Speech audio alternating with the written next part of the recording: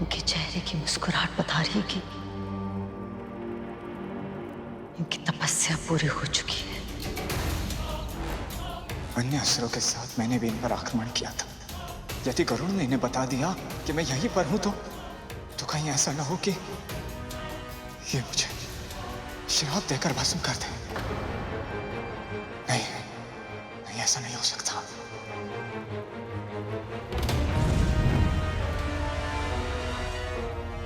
राहुल तो चला गया,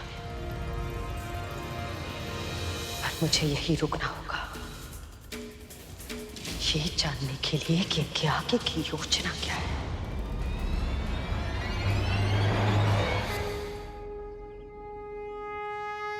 कल्याण हो।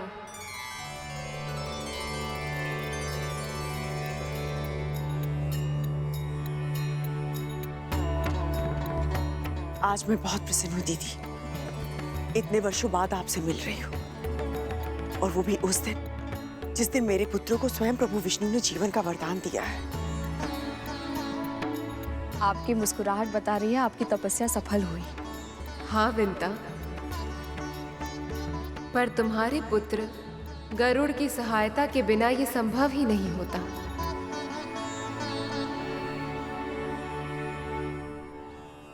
कहाँ है वो? माँ,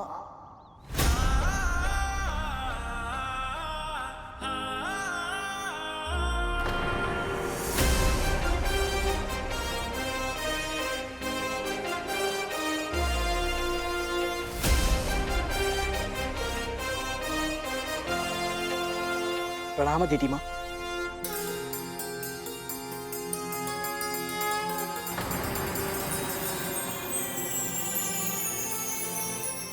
जब मैंने आपको पहली बार देखा था, आप गहन तपस्या में लीन थे। वैसे तो मेरी भेंट आपसे दूसरी बार हो रही है, परंतु मेरा मन पहली बार जैसा उत्साह अनुभव कर रहा है। और सच बताओ दीदी माँ, आपकी तपस्या की अद्भुत सात्विकता मैंने स्वयं अपनी आंखों से देखी है। और आज आपको सामने पाकर मैं सचमुच धन्य हुआ।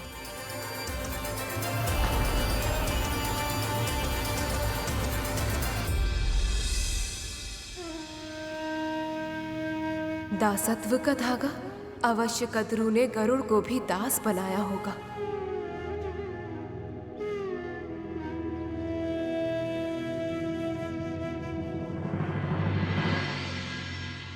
मैं तुमसे ही भेंट करने के लिए आई हूं।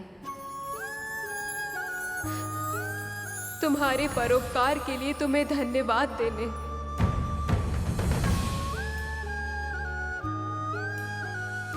आप पुत्र भी कह रही हैं और धन्यवाद भी दे रही हैं। मैंने कुछ नहीं किया दीदी माँ, जो भी हुआ है बस प्रभु विष्णु की इच्छा से ही हुआ है। और सत्य तो ये है कि मुझे आपका धन्यवाद कहना चाहिए, क्योंकि आपके दर्शन करने के बाद ही दीदी माँ के माध्यम से मुझे अपनी माँ के दासत्व के बारे में सब कुछ पता चला।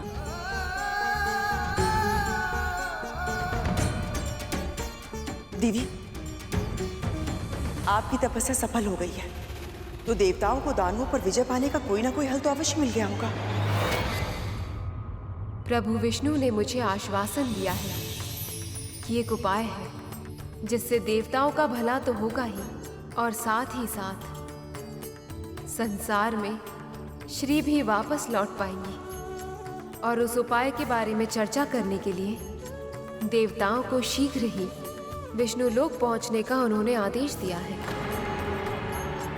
इसलिए मुझे शीघ्र ही अपने पुत्रों के पास उनका ये संदेश पहुंचाना होगा।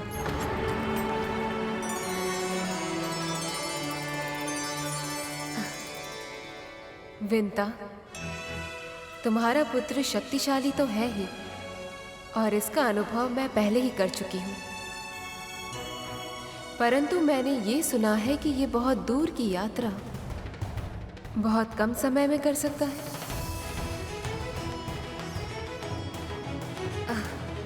इसलिए यदि तुम्हारी अनुमति हो तो मैं अपने पुत्रों तक पहुंचने के लिए इसे अपने साथ ले जाना चाहती हूँ।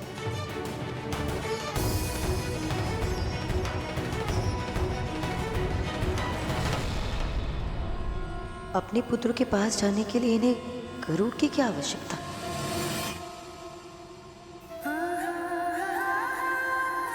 आपकी सेवा करना गरुड़ और मेरे लिए सौभाग्य होगा दीदी।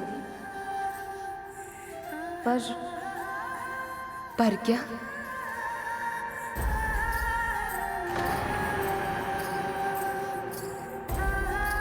परंतु अपनी माँ की अनुमति से भी अधिक मुझे महारानी की अनुमति की आवश्यकता है। मैं इनका दास जो हूं,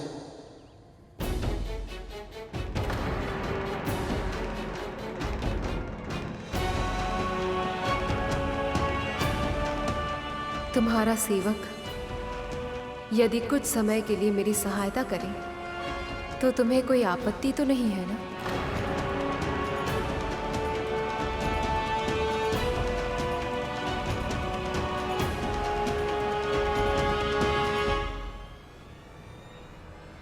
नहीं नहीं दीदी, मुझे भला कोई आपत्ति क्यों होगी?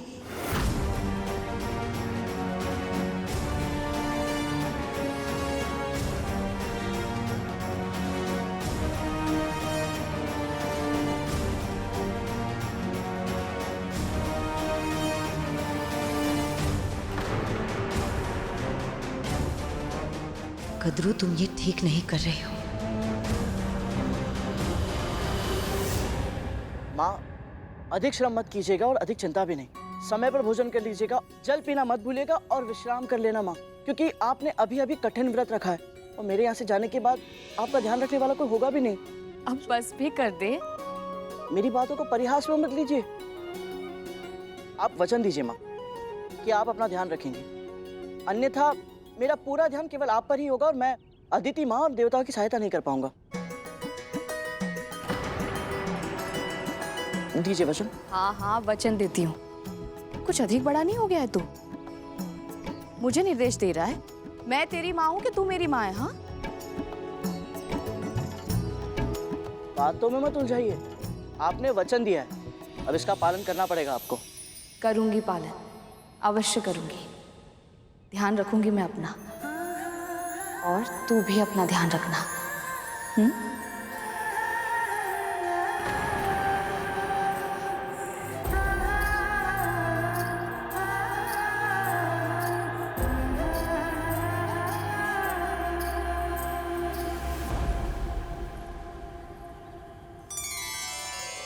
मैंने तुम्हारी जैसी कल्पना की थी तुम वैसे ही हो।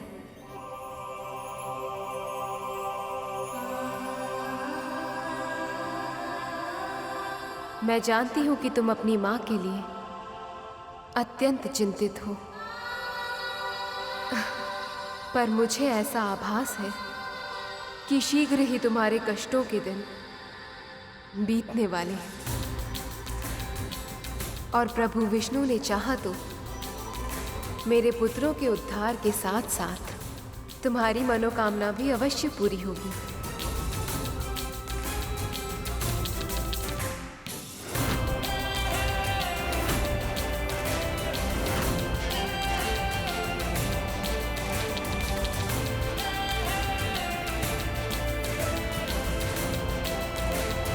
आज्ञा दीजिए माँ।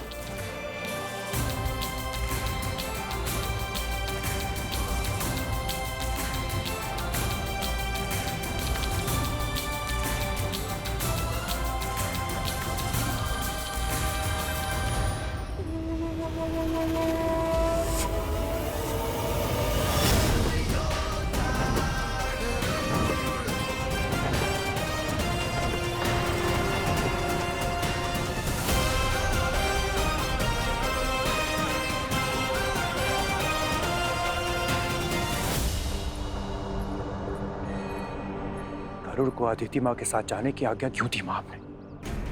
हाँ माँ, अभी तो हमने इसे हमारे भाइयों के साथ हुई दुर्घटना के लिए दंडित भी नहीं किया था, तो फिर? तुम्हें क्या लगता है? मुझे अच्छा लगता है कि वो मेरी बहुत से दूर जाए, किंतु क्या करती मैं? अदिति दीदी का व्यक्तित्व ही कुछ ऐसा है कि मैं चाहकर भी मना नहीं कर पाई उन्हें।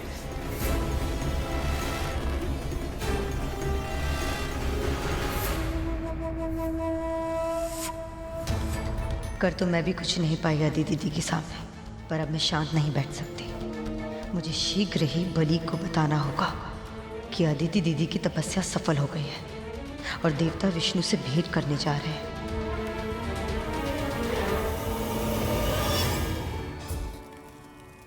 दिन पर दिन मैं निराश होता जा रहा हूं।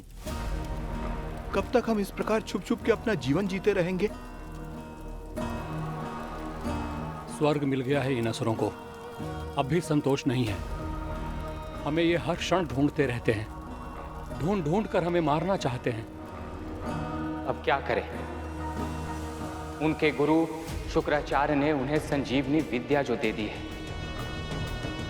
अब उन्हें मृत्यु से भय नहीं लगता।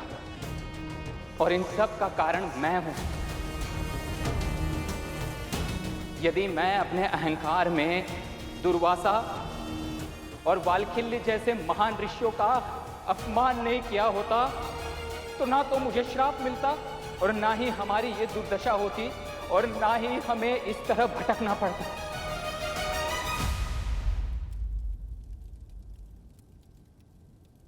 और अब छिपने की व्यवस्था के कारण हम इस संसार से इस तरह कट चुके हैं कि अधिकतर समय तो पता ही नहीं चलता कि आखिर बाहर संसार में हो क्या रहा है।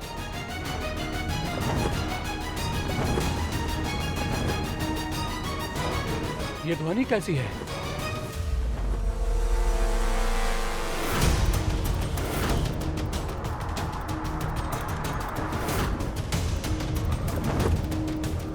इतनी तीव्र गति किसकी हो सकती है? मेरू पर्वत तो वो स्थान है जहां पर पापी अपना पांव तक नहीं रख सकता। फिर ये कौन मायावी राक्षस आ गया?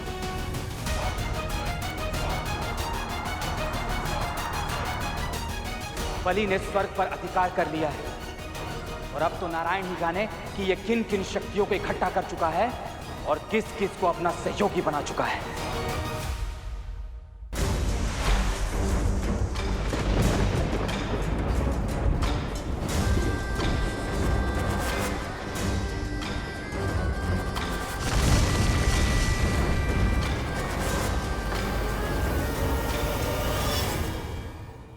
अवश्य ही ये कोई शत्रु है।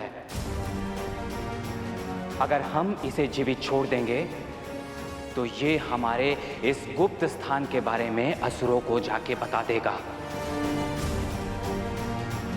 इसका सामना करना होगा, अंत करना होगा इसका।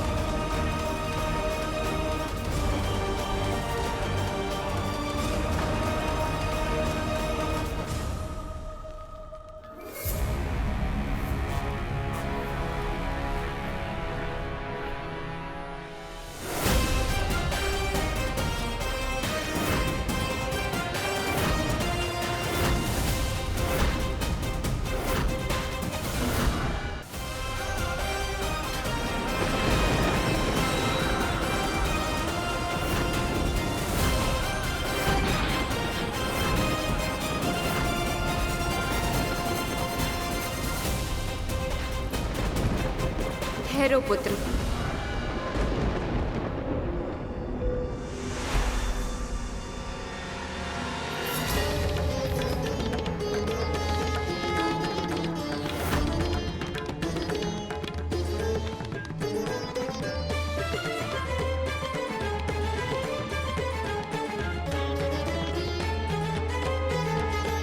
प्रसन्न भव, विजयी भव।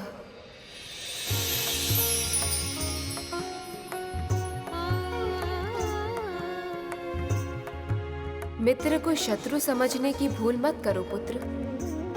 प्रतिद्वंदी नहीं है ये, रक्षक है। मेरी रक्षा और मेरी तपस्या की रक्षा इसी ने की है। अन्यथा वज्रांग की पूरी सेना ने तो कोशिश की थी मेरी तपस्या भंग करने की। पूरी असुर सेना पर विजय पाने वाला ये महापराक्रमी योद्धा तुम्हारी विमाता विंता का दूसरा पुत्र है, गरुड़।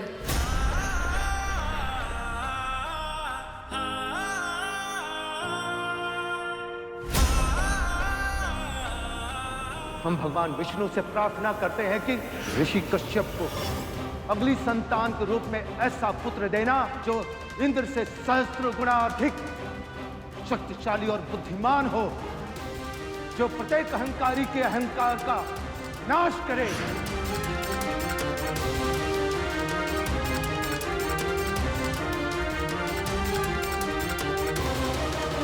आप सभी को मेरा सादर प्रणाम।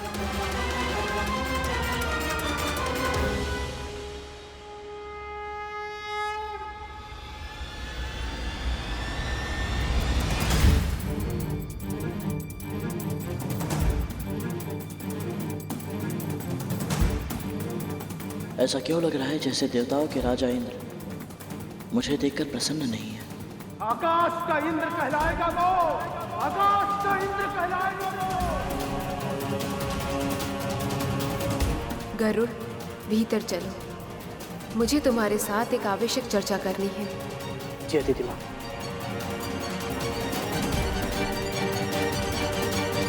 प्रभु, गरुड़ के कारण ही माँ अदिति की तपस्या पूरी हो पाई है, वे सुरक्षित रह पाई हैं।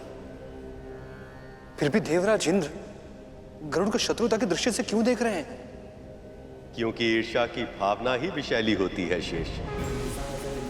वो व्यक्ति की बुद्धि को भ्रष्ट कर देती है और मन की अन्य भावनाओं को नष्ट कर देती है। पर ईर्ष्या के जाल में फंसने वाले इंद्र अकेले नहीं, तुम्हारी मां कद्रू भी ऐसी ही ईर्ष्या के वश में आकर कृतज्ञता की भावना को वो पूरी तरह भूल जाती हैं।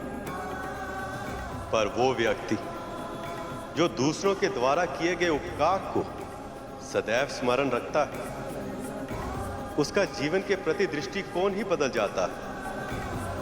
वह आसपास की बुराइयों को भूलकर केवल उसे देखता है जो उसके जीवन में शुभ है, अच्छा है। ऐसा गुण रखने वाला व्यक्ति सदैव प्रसन्न और संतुष्ट रहता है, जैसे कि आज देवी विंता है।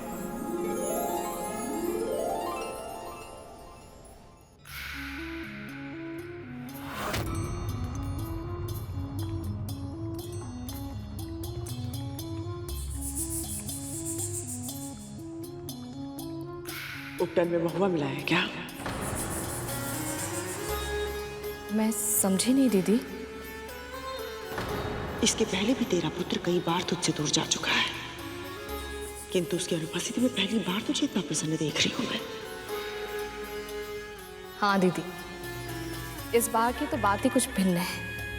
इस बार मैं गरुड़ के लिए चिंतित नहीं हूँ, प्रसन्न हूँ, क्योंकि अदिति दीदी उसे प्रभु विष्णु का संदेश पहुंचाने के लिए अपने साथ लेकर गई हैं। और आप तो जानती हैं ना, कार्य कितना भी साधारण क्यों ना हो, यदि उसमें प्रभु विष्णु का नाम जुड़ा हो तो वो अपने आप ही महत्वपूर्ण बन जाता है। और यदि अदिति दीदी जैसी सात्विक प्रकृति की स्वामिनी किसी को अपनी सेवा का अवसर दे तो इसके पीछे कोई अच्छी भावना ही छुपी होगी। क्या पता वो मेरे पुत्र को आशीर्वाद देना चाहती हूँ। अभी भी आशीर्वादों की कमी है तेरे पुत्र को? आज तक जो मिले वो पर्याप्त नहीं है क्या? मेरा वर्थ नहीं। जा यहाँ से, वन से लकड़ी लेकर आओ, महाभोग की तैयारी करो। मेरे पुत्र दुर्बल हो चुके हैं, उन्हें अपनी शक्ति फिर से प्राप्त करने के लिए अच्छे भोजन की आवश्यकता है। जा यहाँ से। जी।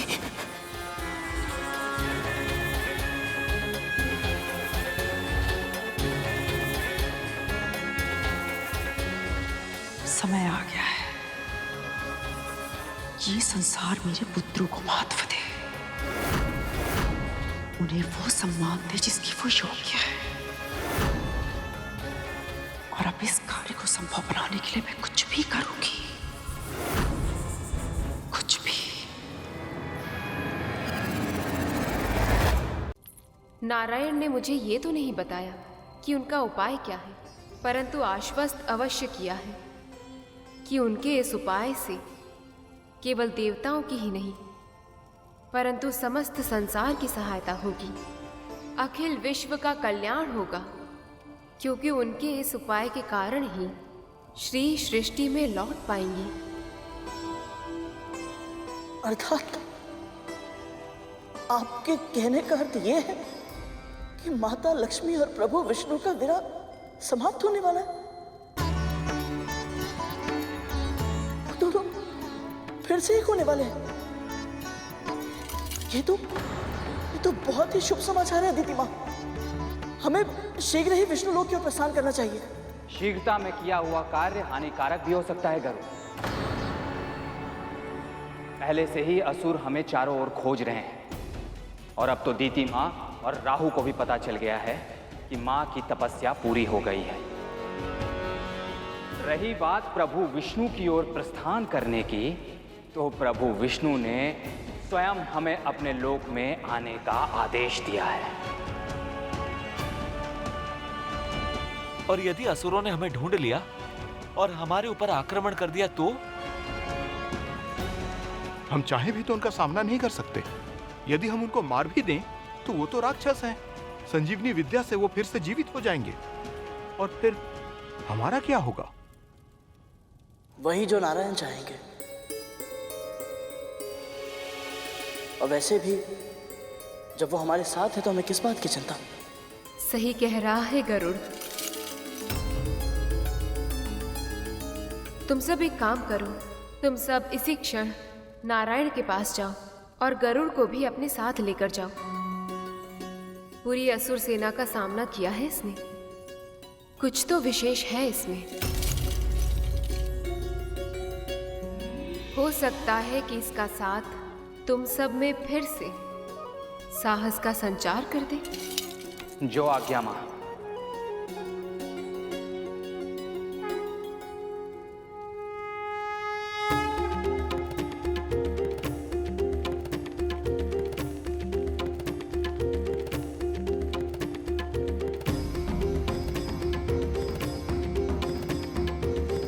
आशीर्वाद दीजिए दीदी माँ।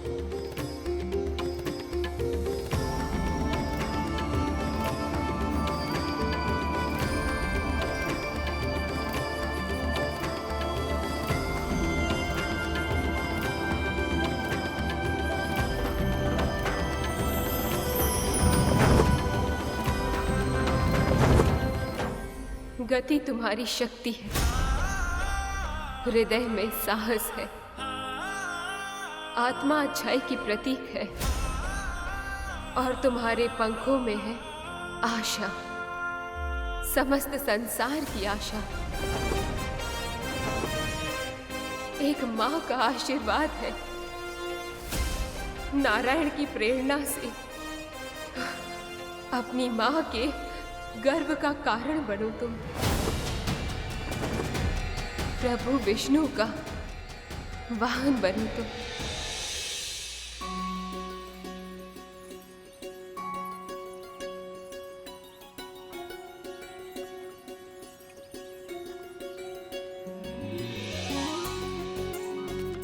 दीदी के सामने तो बोल नहीं पाई, पर सत्य तो ये है कि आज पहली बार गरुड़ कद्रू दीदी की दास्तां से मुक्त होकर प्रभु विष्णु के कार्य के लिए गया है। इस बात से मैं इतनी प्रसन्न हूँ, इतनी प्रसन्न हूँ। ऐसा लग रहा है जैसे उसके नहीं मेरे ही पैरों की बेड़ियाँ खुल गई हूँ।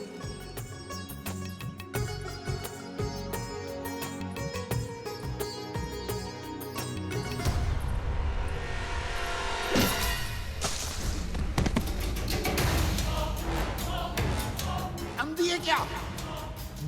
दिखाई नहीं देता?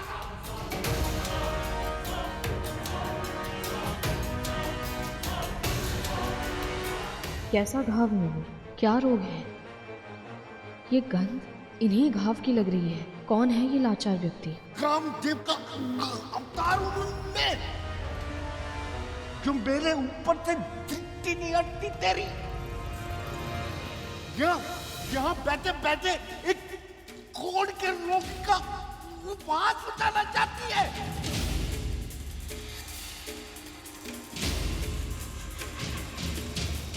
क्षमा कीजिएगा बाबा। अब वट वृक्ष की तरह जड़कर खानी क्यों है? चल भाग यहाँ से, भाग।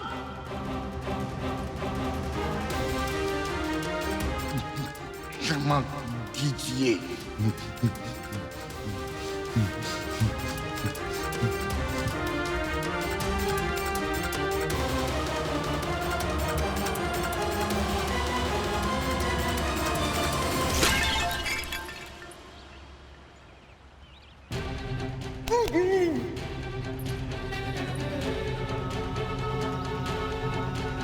गड़ा नहीं फूटा, भाग्य फूट गया मेरा।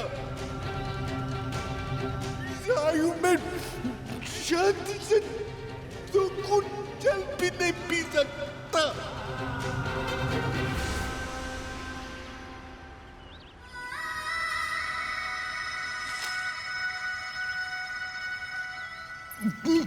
नारियां तो निकट क्यों आ रही है? खाना जाए यहाँ से। क्या दयालु बनने का स्वांग मत कर। खाना जाए यहाँ से, जाओ। कैसे व्यक्ति हैं ये? मैं सहायता करना चाहती हूँ, फिर भी क्रोधित हो रहे हैं, पर मैं इन्हें प्यासा भी तो नहीं छोड़ सकती।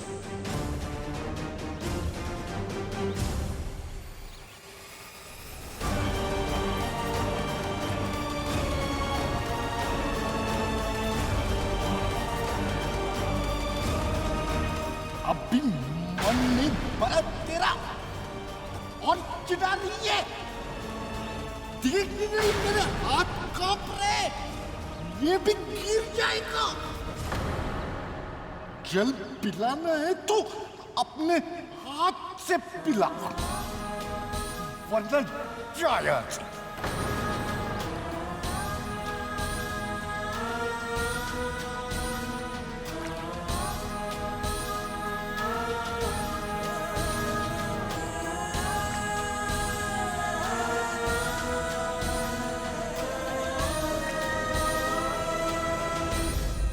ये वृद्ध व्यक्ति तो बहुत ही निष्ठुर है।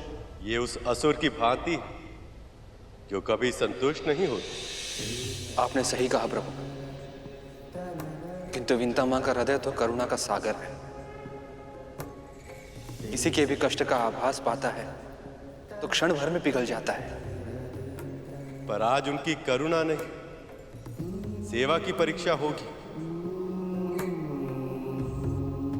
हाँ शेष, अब देखना ये कि क्या देवी विनता अपनी सेवा से उस वृद्ध का हृदय पिघला पाती हैं या नहीं। पर यह सब बाद में, अब तुम अपने प्रिय भाई से मिलने की तैयारी करो।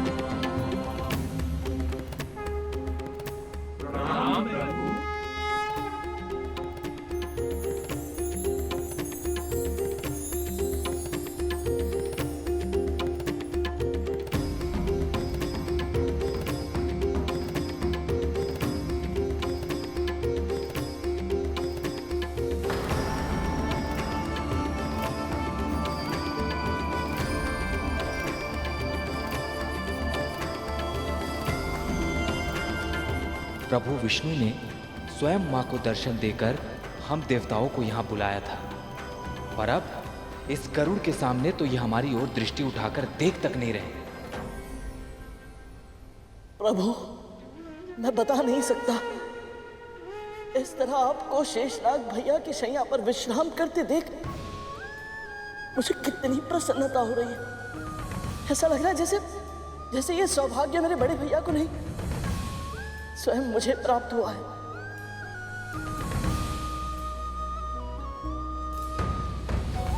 मुझे स्मरण है पिछली बार जब मैं वैकुंठ आया था तो यहाँ की आभा फीकी थी, वातावरण निस्तेज। परंतु अब आप समाधि से बाहर आ गए प्रभु, और यहाँ की आभा तनिक लौट आई। अब बस शीघ्र ही माता लक्ष्मी भी यहाँ वापस आए और आपके साथ विराजमान हो। माँ के वर्णन के अनुसार वैकुंठ की जो छवि मेरी मन की आंखों ने बचपन से देखी थी वो पूरी हो जाए।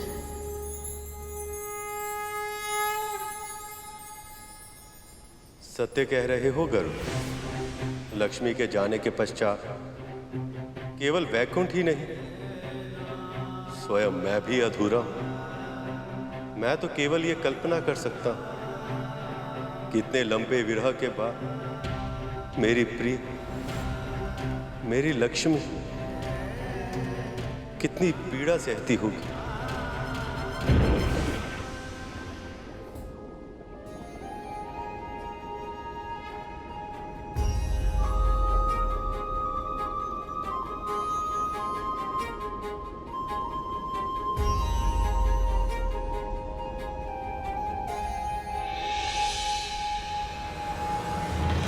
प्रभु,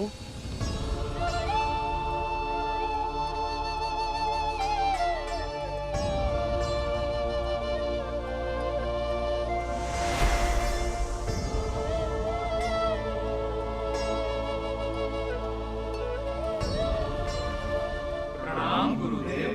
यशस्वी भव, कीर्तिमान भव।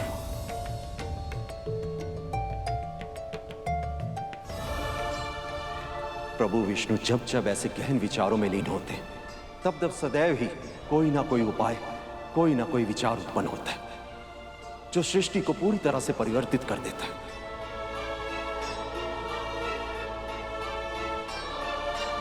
प्रभु, आपने मुझे स्मरण किया। मैं जानता हूं कि असुर संजीवनी विद्या के कारण मृत्यु को परास्त कर स्वर्ग के सुखों को भोग रहे हैं, और आप सब यहाँ उस योजना की प्रतीक्षा कर रहे हैं जिससे असुरों का सामना करने में आपको सहायता मिले। पर मैंने आप सबको यहाँ केवल उस योजना की चर्चा करने के लिए नहीं बुलाया। पूरे संसार को मैं उससे भी अधिक मूल्यवान वस्तु प्रदान करूंगा।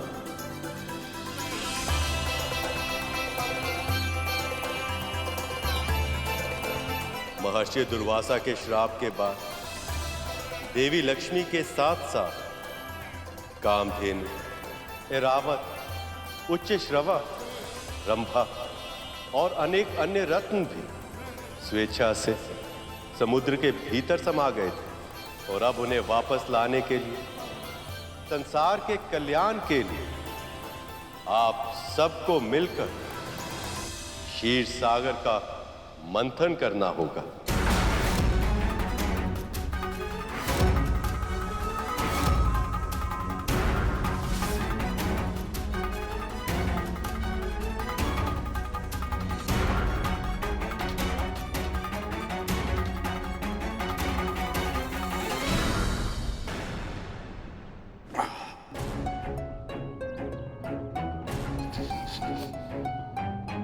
पिला दिया ना जल, अब जाए जा।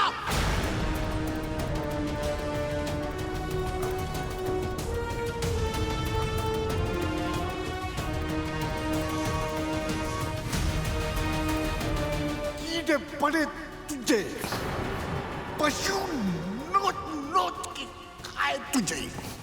कितने कृतघ्न व्यक्ति हैं ये। मैंने इन्हें जल पिलाया और ये आशीर्वाद देने के स्थान पर ऐसा भयानक श्राप दे रहे हैं। कब तू पकेगा और कब तू मेरी झोली में गिरेगा ताकि मैं तुझे उठाऊं और खाऊं। भूख के मारे मेरे प्राण जा रहे हैं। कितना निष्ठुर है तू, परोपकार का भाव ही नहीं है। फ्रिज पर तुझे दया नहीं आ रही। हे प्रभु, बहुत बड़ी भूल हो गई मुझसे। मैंने इन्हें कृतघ्न कह दिया, जबकि ये तो इस आम के फल से बात कर रहे थे।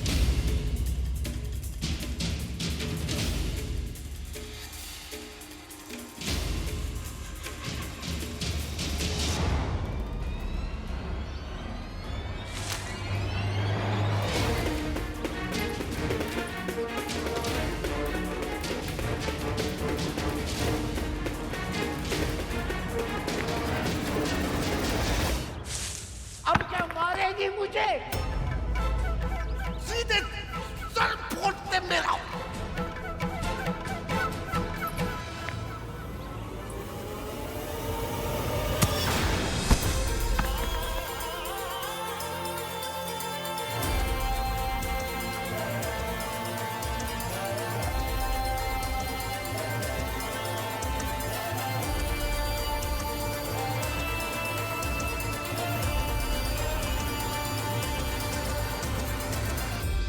आप इतने भूखे थे बाबा?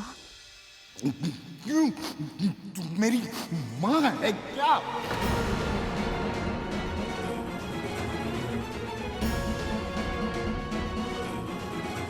भूख से मेरे प्राण आज निकले या कल? तुझे क्या? ऐसा क्यों कह रहे हैं आप? सच सुनने में कष्ट हो रहा है, कड़वा है पर सच है। मैं कैसे जी रहा हूँ जब तेरे प्रभु को इसकी चिंता नहीं, तो तुझे क्या है? ऐसा नहीं है बाबा, मेरे प्रभु विष्णु किसी के कष्ट से अनभिज्ञ नहीं है। प्रभु, तेरे प्रभु मुझे सिखा रही है। सूर्य को उगते और अस्त होते मैंने तुझसे कहीं अधिक देखा है, समझी? यदि तेरे विष्णु में दया होती तो इस तरह इतने भयानक रोग के साथ मैं अकेला मृत्यु की प्रतीक्षा नहीं कर रहा होता, समझी?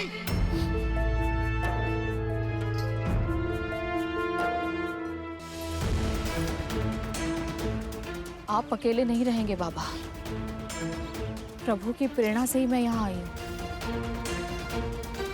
आप मेरे साथ मेरे घर चलिए। बकवास करिए मेरा। नहीं बाबा। इतनी दूर है तेरा घर?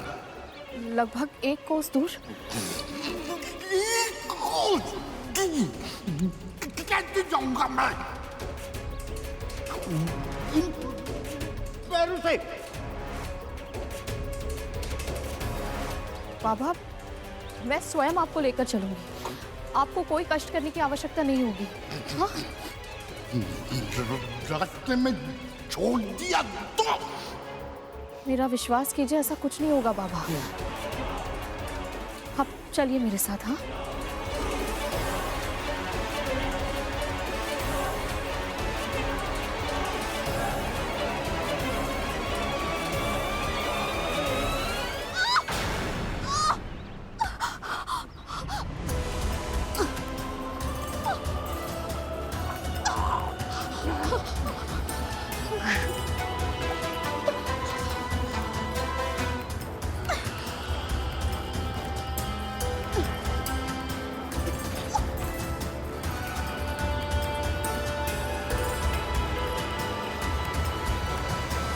इतने विशाल क्षीर सागर का मंथन होगा कैसे प्रभु? ऐसी मतनी जो संपूर्ण श्री सागर को मत दे, और ऐसी रस्सी जो मतनी को बांध ले, ऐसी दोनों वस्तु का प्रबंध कहां से होगा प्रभु? और यदि हम सब ये प्रबंध कर भी लें तो मथनी का संचालन करने के लिए बहुत अधिक बल की आवश्यकता होगी। आप सत्य कह रहे हैं देवराज, और इसी कारण ये कार्य आप देवता अकेले नहीं कर सकते। इसके लिए आपको असुरों की सहायता लेनी होगी। समुद्र मंथन को संभव बनाने के लिए असुर सम्राट बलि से संधि करनी होगी।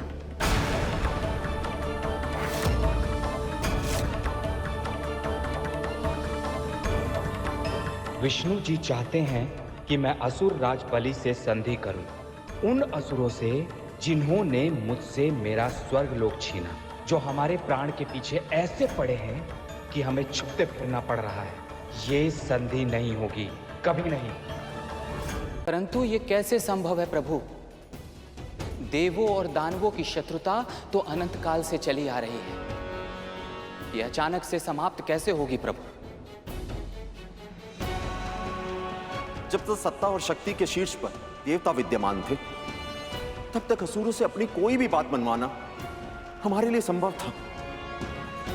परंतु आज तो सत्ता और शक्ति असुरों के पास है। वो ऐसा कोई भी कार्य क्यों करेंगे जो देवताओं को शक्तिशाली बना रहा हो?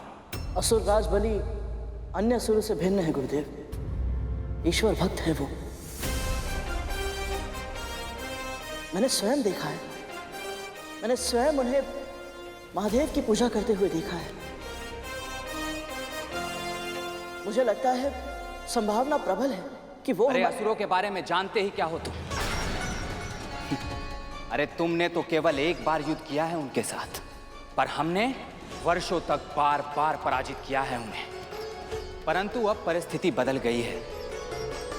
जब तक उनके पास संजीवनी विद्या है, वो हमारी सहायता कभी नहीं करेंगे, कभी नहीं।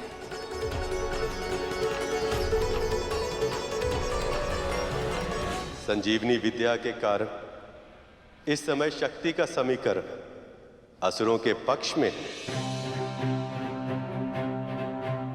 पर यदि कोई ऐसी वस्तु हो जिससे शक्ति का समीकरण संतुलित हो जाए, तो आपके कहने का अर्थ क्या है प्रभु?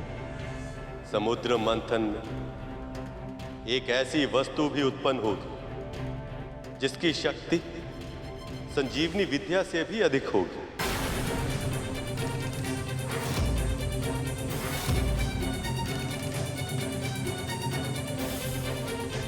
संजीवनी विद्या तो मृत्यु के बाद प्राणी को जीवित करती है, पर यह वस्तु प्राणी को कभी मरने ही नहीं देगी।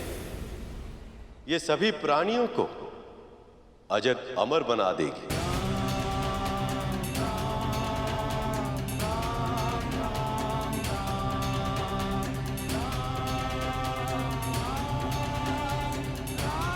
प्रभु, ऐसी कौन सी वस्तु है ये?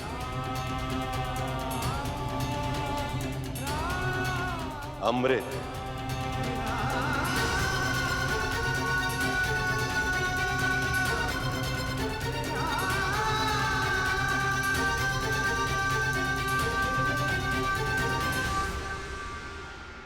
अमृत?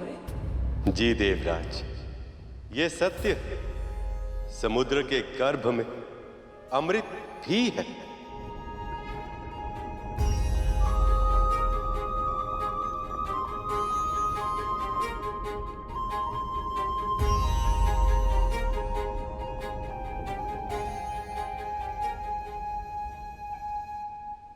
प्रभु, ये अमृत हमें ही मिलना चाहिए, क्योंकि संजीवनी विद्या के कारण असुरों के प्राण मृत्यु के बाद भी लौट आते हैं और हमारे पास उनका सामना करने के लिए कोई उपाय नहीं है। और यदि हमारे समुद्र मंथन के बाद निकला हुआ अमृत भी दानवों को मिल गया तो हमारी समस्या बढ़ जाएगी प्रभु।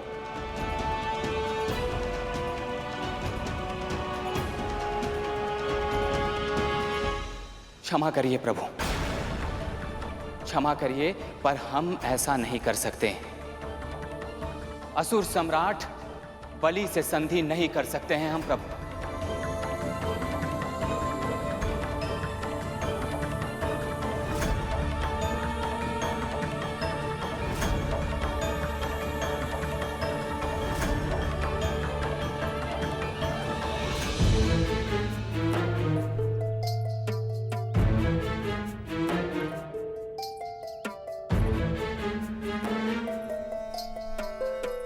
बाबा, आप यहाँ आइए, आइए। यहाँ बैठिए। यहाँ क्यों बिठा दिया? तू तो मुझे भीतर ले जा रही थी ना।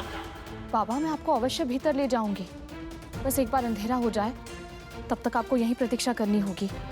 अंधेरा होने के बाद अगर भीतर नहीं ले जाना था तो इतना कष्ट देकर मुझे इतनी दूर जंगल से क्यों लेकर आई? बाबा आप थोड़ा शांत हो जाइए, अगर किसी ने सुन लिया तो। सुन लिया तो सारी सुख सुविधाएं सामने देखने के बाद भी नरक जैसी अवस्था में यहाँ बैठा रहूंगा। मुझे कैसा लगेगा? कैसा लगेगा? ये महल मेरा नहीं है बाबा, ये मेरी बड़ी बहन का है। मैं तो केवल एक दासी हूँ। पर आप चिंता मत कीजिए, मैं आपको अपनी कुटिया में लेकर जाऊंगी। बस संध्या तक प्रतीक्षा करनी होगी। कुटिया में ले जाएगी? वहां मुझे कौन सी सुख सुविधा मिलेगी? वहां तो बिछोना भी मेरी पीठ में चुभेगा। इससे अच्छा तू मुझे वापस वही जंगल में छोड़ दे। मैं आपका पूरा ध्यान रखूंगी बाबा, आप बस शांत हो जाइए। यदि मेरी स्वामिनी को पता चल गया तो वो ना आपको यहाँ रहने देंगी ना मुझे। विंदा, तू लकड़ियां लेने गई है या वृक्ष उगाने? हे नारायण, लकड़ियां तो वहीं छूट गई, अब क्या होगा? अपनी स्वामिनी का स्वर सुनकर इतनी श्वेत पड़ गई तू। ऐसी दशा तो तेरी तब नहीं हुई जब इतने कष्ट देकर मुझे तू इतनी दूर से लेकर आई। अपनी स्वामिनी से इतना डरती है तू, मुझे अपने साथ कैसे रखेगी? हाँ बाबा, मैं आपको वचन देती हूँ, मैं आपको अपनी कुटिया में अवश्य ले जाऊंगी, बस अंधेरा होने के बाद। यदि तेरी स्वामिनी ने मुझे यहाँ से निकलवा दिया तो?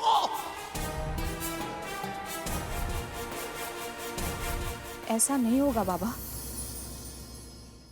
मेरी बहन के मुख से कड़वे वचन अवश्य निकलते हैं, पर वो हृदय से बुरी नहीं है।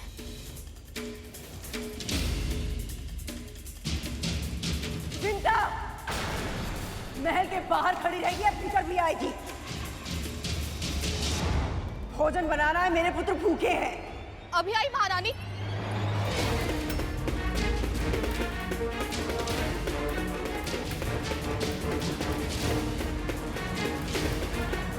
शीघ्र लौट आना। संध्या होने से पहले मुझे यहाँ से लेकर जाना। यदि ऐसा नहीं किया तो ऐसा श्राप दूंगा, तेरा बाकी का जीवन और भी अधिक कष्टों से भर जाएगा, समझी?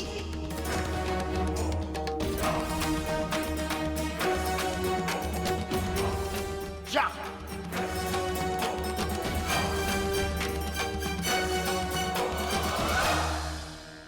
वन जाने से पहले ये इतनी प्रसन्न थी कि अब जीवन में कुछ भी बुरा क्यों ना हो जाए, इस पर कोई प्रभाव नहीं पड़ेगा। किंतु अचानक ये थर-थर कांप रही है।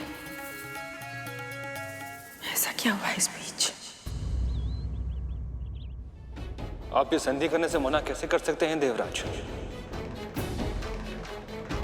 यदि ये संधि नहीं हुई तो समुद्र मंथन भी नहीं होगा और अमृत देवताओं को भी नहीं मिल पाएगा। असुरों के समान शक्तिशाली होने का आप सभी के पास यही एक अवसर है। और जब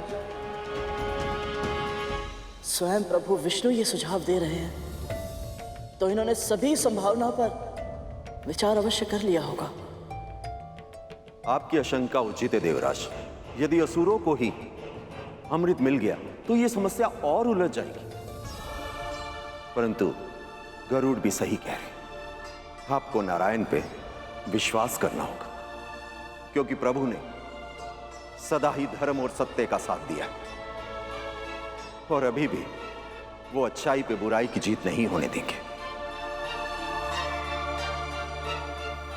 मंथन के कारण समुद्र के भीतर से निकले गए रत्नों में से किसे क्या मिलेगा ये तो भविष्य के गर्भ में, परंतु अभी मैं आपको यह आश्वासन अवश्य दे सकता हूं कि यदि आप अमर होना चाहते हैं तो यही समय है। इसके बाद ऐसा अवसर आपको कभी प्राप्त नहीं होगा। इसलिए आप भली भांति विचार कीजिए देवराज।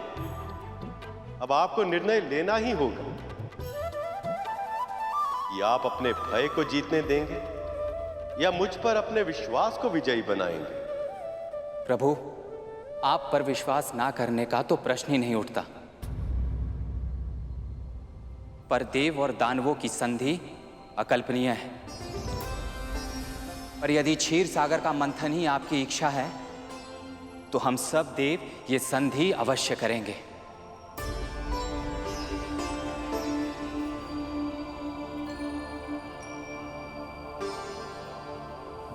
हम आपकी आज्ञा का पालन अवश्य करेंगे नारायण। आशीर्वाद दीजिए प्रभु। कल्याण हो।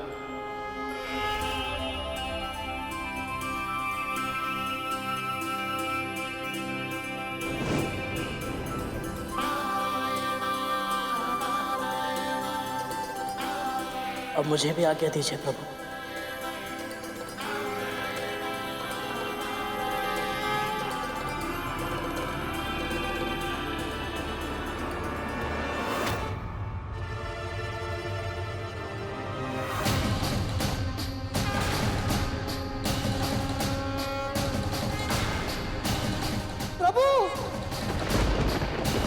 प्रभु,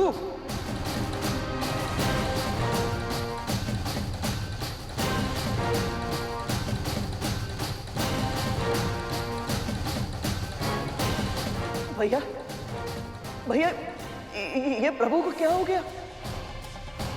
प्रभु इतने दुर्बल क्यों दिखाई दे रहे हैं?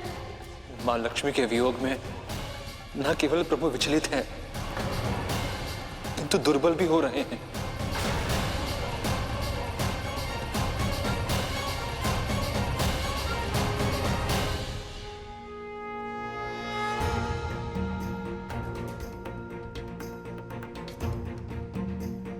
दुर्बल नहीं, निर्बल हूं मैं उनके बिना, अस्तित्वहीन हूं। जैसे ब्रह्मा का ज्ञान सरस्वती से है, जैसे शिव की शक्ति पार्वती से, वैसे लक्ष्मी केवल मेरी अर्धांगिनी नहीं, मेरा उत्साह, मेरी ऊर्जा, मेरी प्रेरणा है लक्ष्मी। ये विरह देवी लक्ष्मी से भी सहा नहीं जा रहा है और उनकी पीड़ा का आभास मेरे बल को, मेरी इच्छा शक्ति को और भी कम कर रहा है।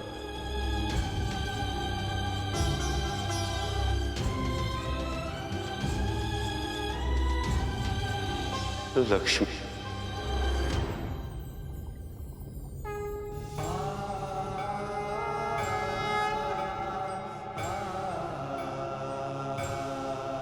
नारायण,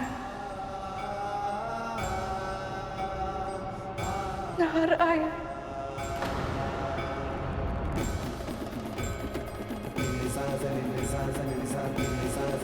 विरह की यह पीड़ा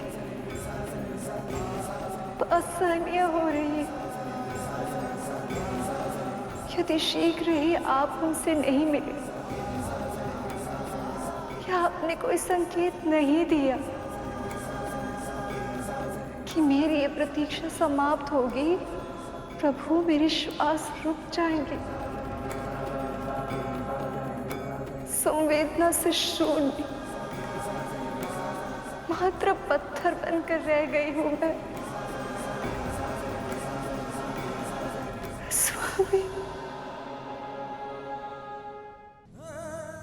प्रभु,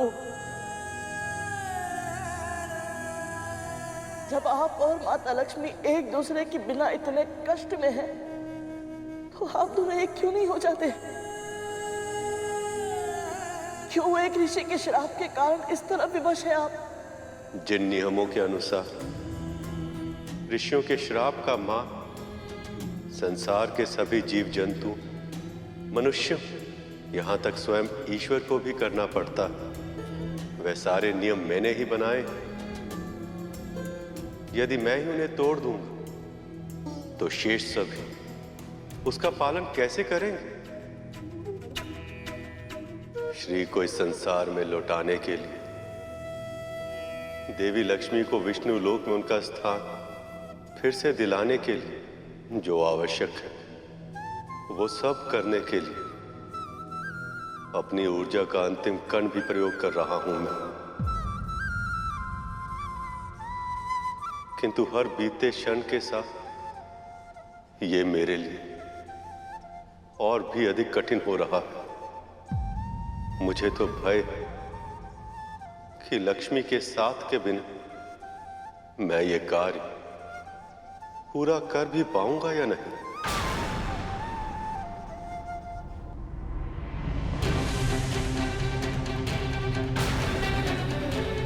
प्रभु,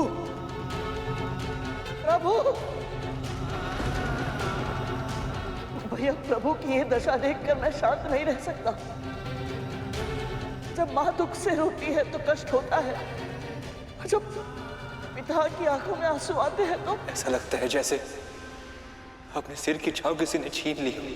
मां अपनी संतानों से सुख दुख सब बांटती है, परंतु पिता अपने संतानों को भनक तक नहीं होने देते कि उन्हें कष्ट है। कितनी असहनीय होगी परम पिता की पीड़ा। आज अनजाने में ही सही अपनी संतानों के सामने छलक आई। फिर भी कितने विवश हैं हम। चाहकर भी इनके कष्ट को दूर करने के लिए कुछ नहीं कर सकते।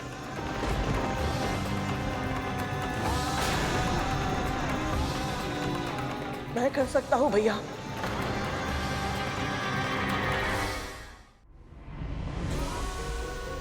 और मैं करूंगा भी।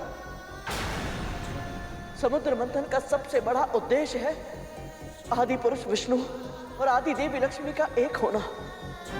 परंतु अब समुद्र मंथन में समय है, इसीलिए मैं वो कड़ी बनूंगा जिसकी सहायता से परम पिता और माता इस विरह की अवधि को पार कर पाए। फिर समुद्र मंथन के लिए जो आवश्यक होगा मैं वो सब करूंगा ताकि ये दोनों शीघ्र फिर से एक हो पाए। प्रभु के मन का संदेश मैं माता लक्ष्मी तक पहुंचाऊंगा। क्या? नहीं करोगे? तुम ऐसा कुछ नहीं करोगे? क्षमा कीजिए भैया, परंतु मुझे करना ही पड़ेगा। परम पिता की ऐसी दशा देखने के बाद मैं मां से मिले बिना नहीं रह पाऊंगा। हट मत करो करो। तुम्हें क्या लगता है यदि यह संभव होता तो क्या परम पिता स्वयं मां के भेंट नहीं करते? पर ऐसा करने से महर्षि दुर्वासा का अपमान होगा करोड़। मैं महर्षि दुर्वासा का अपमान कभी नहीं करूंगा भैया। महर्षि के श्राप ने परम पिता और माता को बाध्य किया है, उनके इस पुत्र को नहीं। मैं इन दोनों के बीच एक दूत का कार्य करने के लिए स्वतंत्र हूं। गरुड़, मेरे भाई, मुझे लगता है कुछ भी ऐसा करने से पहले तुम्हें प्रभु की आज्ञा ले लेनी चाहिए।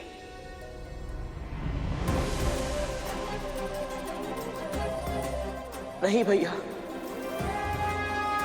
अपनी अर्धांगिनी के प्रति प्रेम और महर्षि के श्राप के सम्मान में किसी एक का चुनाव करने के लिए प्रभु को मैं विवश नहीं कर सकता।